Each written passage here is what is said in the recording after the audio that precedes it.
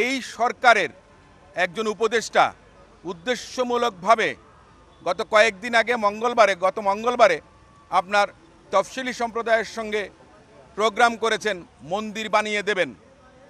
আজকে রবীন্দ্র সরোবরে ঢাকা সিটি কর্পোরেশনের 500 শতাধিক কর্মীদেরকে নিয়ে পরিষ্কার পরিচ্ছন্নতা অভিযানে নেমেছেন।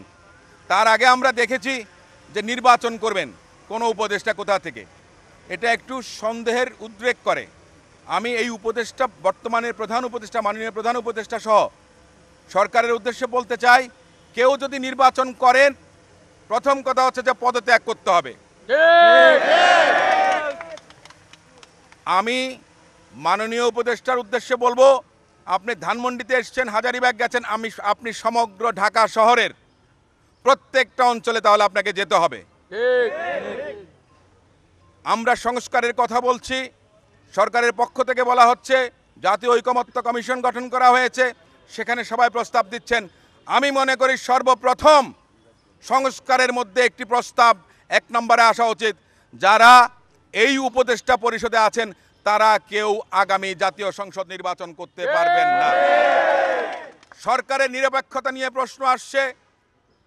ছাত্র সমন্বয়ক যারা ছিলেন তাদের সতীর্থরা এখনো উপদেষ্টা পরিষদে আছেন, তাহলে তাদের দল যখন রাজনীতি করছেন, দল গোছাচ্ছেন, নতুন দল করেন, কোনো অসুবিধা নাই, সাধুবাদ জানাই। আমরা চাই না নতুন দল অঙ্কুরেই বিনাশ হয়ে যাক কিংবা অঙ্কুরেই ঝরে পড়ুক, আমরা সেটা চাই না।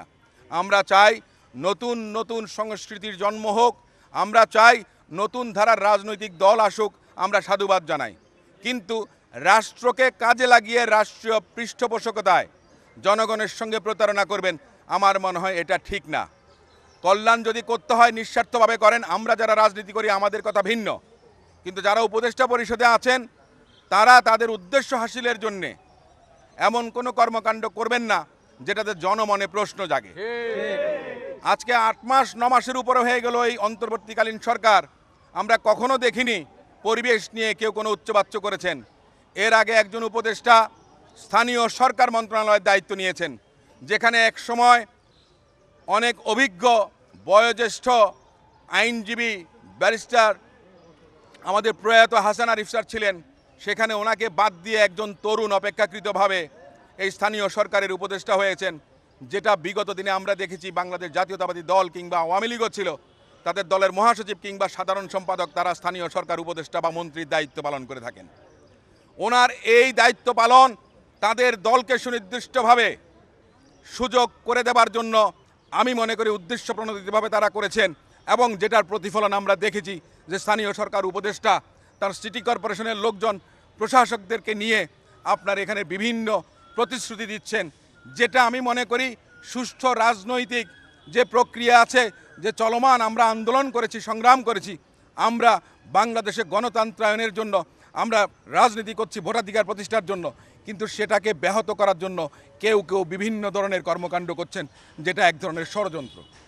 আমরা চাই অবিলম্বে তারা পদত্যাগ করবেন, কারণ তাদের নিরপেক্ষতা প্রশ্নবিদ্ধ এবং তাদের দল মাঠ গোছাচ্ছেন, রাজনীতি করছেন, কিন্তু সরকারের অংশ হিসেবে কেউ যদি থেকে থাকেন তাহলে সেটা বাদ দিয়ে জনগণের কাতারে আসেন, আমাদের সঙ্গে আসেন, আমরা আপনাদেরকে সহযোগিতা করব।